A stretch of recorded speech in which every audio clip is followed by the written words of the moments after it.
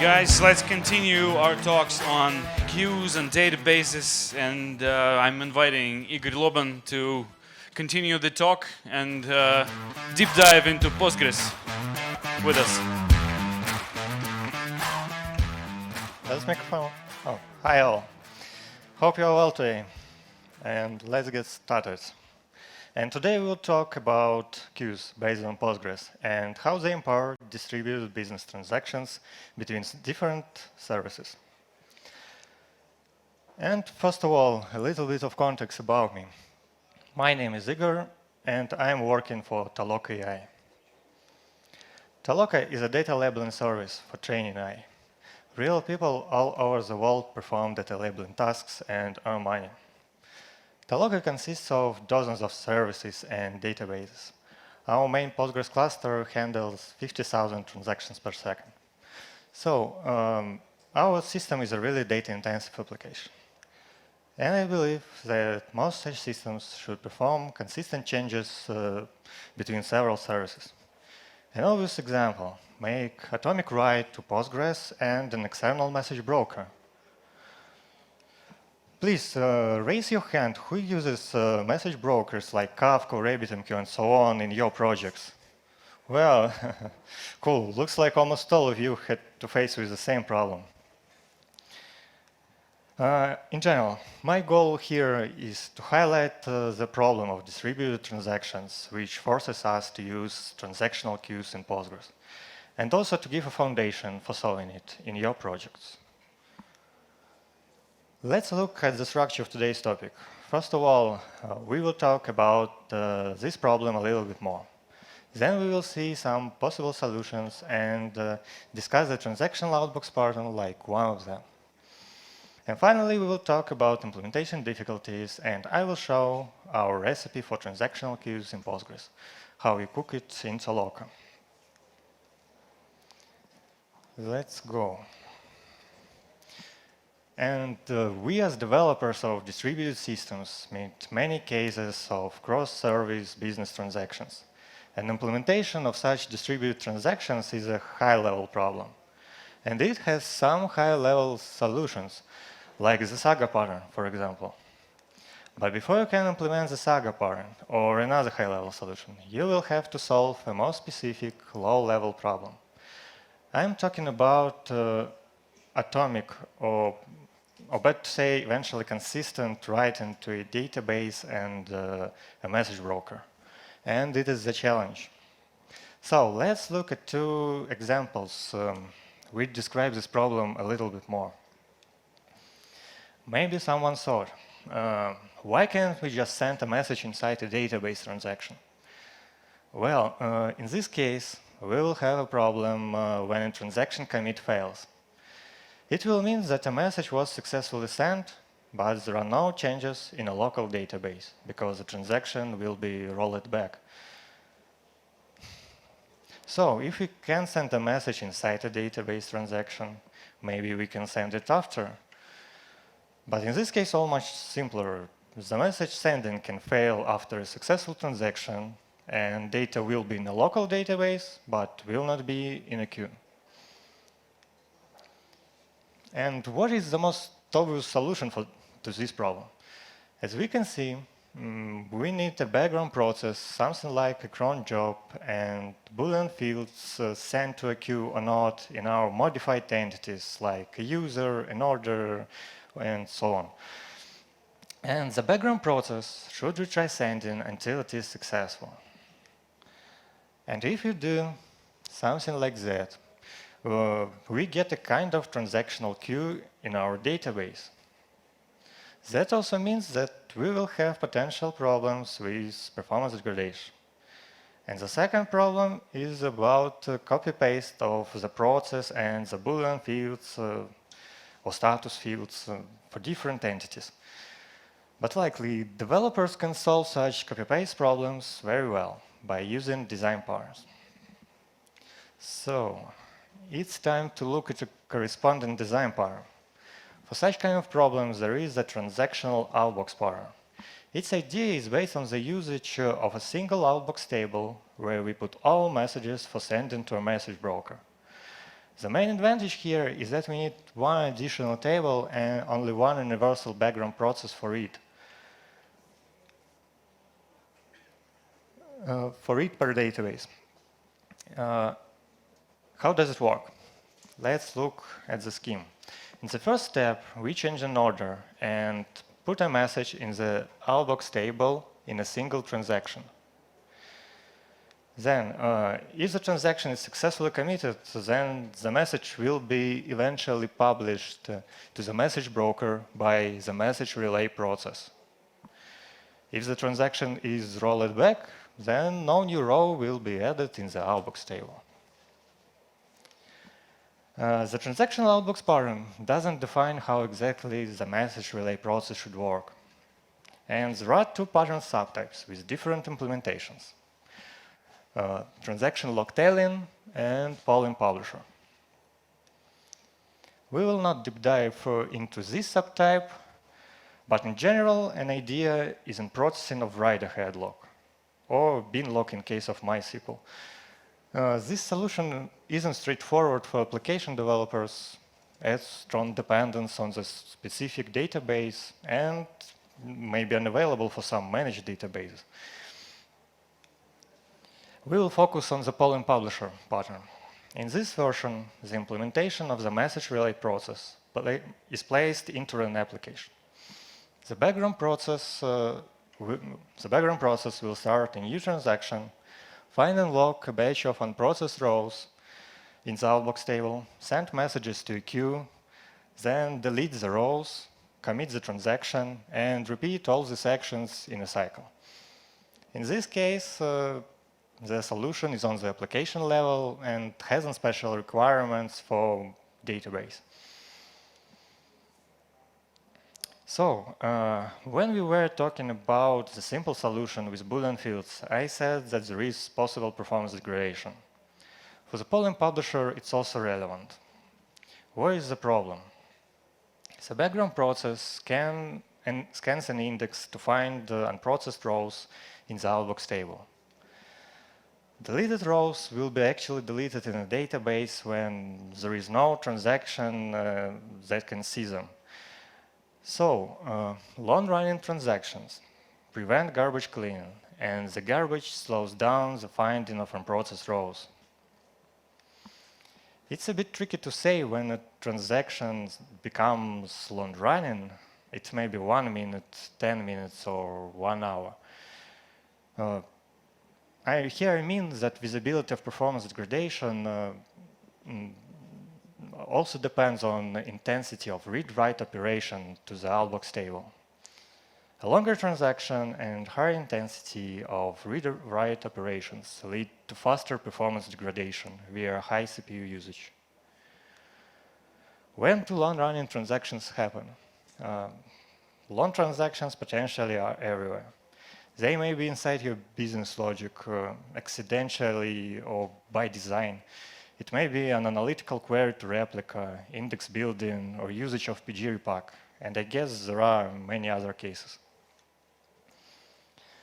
Well, before going to our recipe for the polling publisher, I want to say a couple of words about potential alternatives.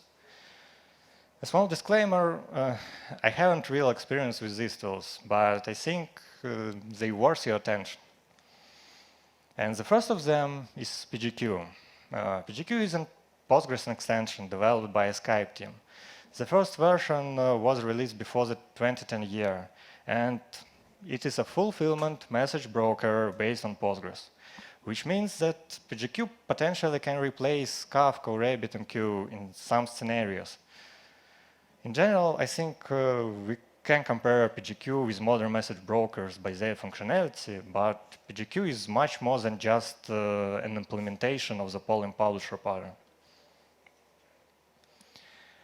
PGQ also requires a daemon process called PGQD near your Postgres. So it can be impossible to use PGQ in some Postgres providers. But if you already have PGQ in your project or just have developers with experience in it, you can try to build the transactional outbox based on PGQ. Well, there is another option, the framework Eventuate, for Java and .NET, which implements the Saga and Transactional Outbox parents. It has different modules for different databases and message brokers. For Postgres and MySQL, it provides a transaction long-tail inversion. For Microsoft SQL Server, the polling publisher. This is framework from the author of pretty known microservices patterns books. So in some sense, it is the state-of-art framework for the transactional outbox parent. Well, finally, let's look at our recipe for the transactional queues in Postgres. A couple of words about limitations. The presented solution has an at least once guarantee for message delivery, but hasn't a guarantee for message ordering, and we will talk a little bit more about it later. I will show 5 iterations of our solution from the most obvious to the production-ready version. During this journey, we will track a throughput of the implementations and presence of performance degradation. For this purpose, I made the stress test. A small disclaimer, one more. The stress test isn't a real benchmark. Test parameters were selected to show an effect of performance degradation on a laptop during some reasonable time. In the test, we have 70 writers, one writer on a thread, which opens a transaction, adds one event, sleeps for 10 milliseconds, emulating some business logic, and commits the transaction and repeats these actions. In ideal conditions, all writers can produce 1,000 events per second. Also, we have 5 readers and one reader on a thread, which tries to read 40 events, sleeps for 50 milliseconds, simulating sending to an external message broker, deletes the rows, and also commits the transaction. Potentially, readers can process 2,000 events per second. Also, we have a sync replica with a 50 milliseconds delay in a test Postgres cluster. At the start of the test, we start a long transaction and watch for 5 minutes. Then analyze the throughput and presence of performance degradation. I ran tests on my MacBook. The Postgres cluster was placed inside Docker. Docker had 3 CPUs and 3 gigabytes of RAM. Connection pools were big enough, allowing each writer and reader to have their own active connection. Okay, the most obvious implementation is just using select for update. But first of all, let's create the simple outbox table with an auto-incremented primary key. And this is what our readers do. Find and log a batch of rows using sorting by ID. I guess someone noticed that this version will work as one-threaded, despite there being 5 readers. So actually, this approach isn't scalable, but guarantees some kind of message ordering. Firstly, let's run the test without a long transaction. What can we see? As I said before, only 1 of 5 readers is actually working, and we don't see evidences of performance degradation. Now, let's begin a long transaction and compare the results. We can notice a little performance degradation, as expected. Let's move on and look at the second version, which solves the scalability problem. We can skip already logged rows by using the skip logged suffix in the select query, but we lose message ordering here. As an alternative solution, you can try introduce some kind of partitions instead of skip logged, especially if partitions are already used in your message broker. And again, let's check the throughput without a long transaction and then with it. Here we can see that the reader concurrency problem is solved, and all works fine without a long transaction. But with a long transaction, we see a significant impact on the throughput. This degradation also heavily increases CPU consumption on Postgres primary instance and can lead to a service outage. So, in the next two iterations, let's see how we can improve the general performance of the transactional queue implementation. The idea of this optimization is the following. If a long transaction prevents the cleaning of already deleted rows, we can skip these dead rows during the finding of unprocessed rows. Just let's memorize the last processed ID and start from it on the next iteration. But we should reset it from time to time because the processing of events can fail and we must repeat it. In our test, let's reset the last process ID on every 10th iteration. In production, you can do it rarely, and also you can track time instead of iterations and reset ID, for example, every minute. It will depend on your requirements for message processing.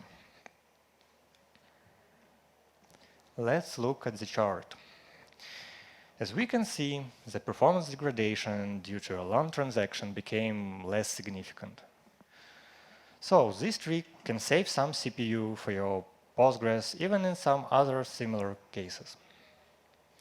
Let's move on and look at one more optimization trick.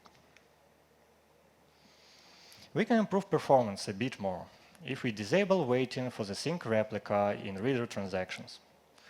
We can do it because actually nothing bad can happen. In case of failure during the sync, we just process events one more time. And at least one's guarantee allows us to do it. In the test, we will save 50 milliseconds per transaction in readers. 50 milliseconds is the delay of the sync replica. Even if you haven't a sync replica, this option can increase performance because a transaction commit will not wait for flush to disk. And finally, the last iteration where we solve the long transaction problem. We are going to use the truncate operation to achieve this. This operation isn't MVCC safe. It means that a long transaction can't read recently truncated rows. And it's what we need. So we should create a background process. We need to create a background process that will copy data from the outbox table in some temporary table, then truncate the main table, and then return data from the temporary table. This trick cleans up garbage in the outbox table. These actions require a full lock of the table, but we don't want to stop readers and writers. For this reason, we create 3 outbox tables instead of 1. Readers and writers will select a random unlock table and will read or write to it. We will untruncate every 10 iterations and we will untruncate every 10 seconds and for every table. In production, it also can be done rarely. For example, every 5 minutes. We will use advisory logs to sync readers, writers, and the truncate process. Readers and writers will take shared logs. And at the same time, the truncate process will take an exclusive log.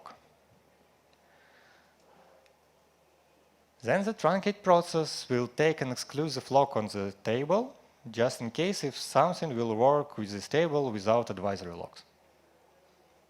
After logs, we will copy data in the temporary table, truncate the main table, and return data, as I already said before.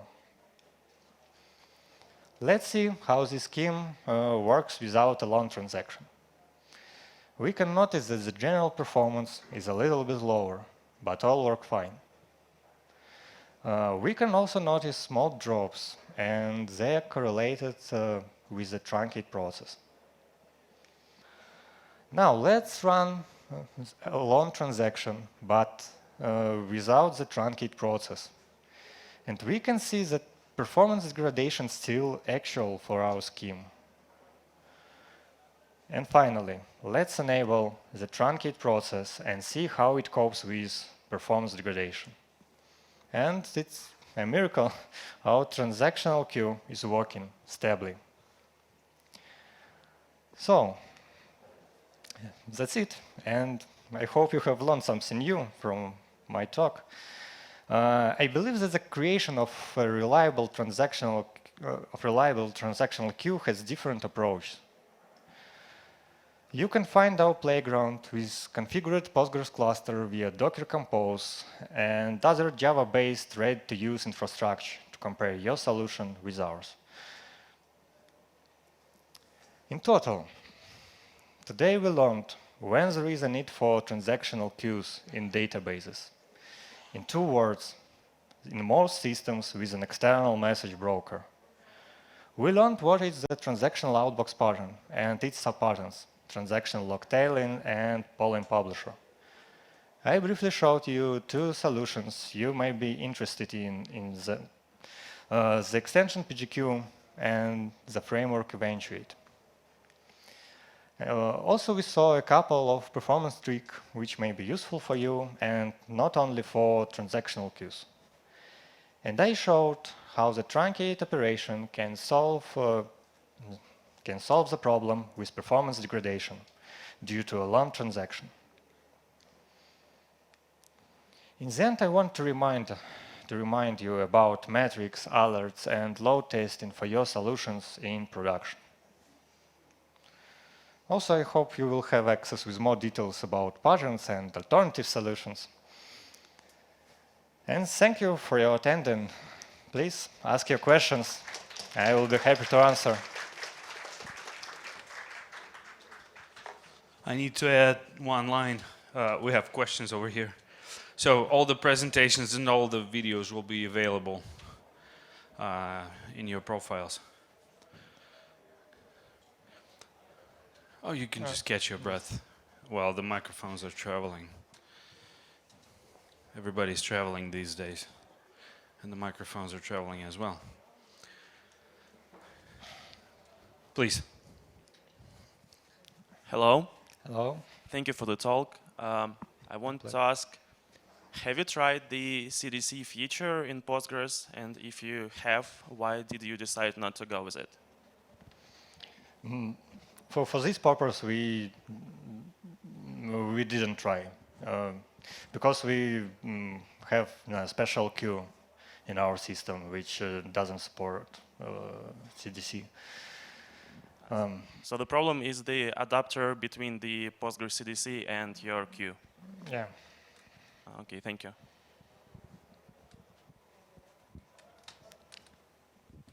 Please. Igor, thank you for this talk. There were 2 variables, 2 parameters in your system. So first one, 10 seconds, and the other is 3 pages of the queue. Why 3 and why 10? 3 outbox tables. And 3 queue tables. So 3 queue tables. Actually, we use this scheme in production about 4 years.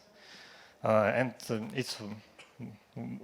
we started from 3 tables, but now we have 10 tables. Actually, you can adjust in your needs.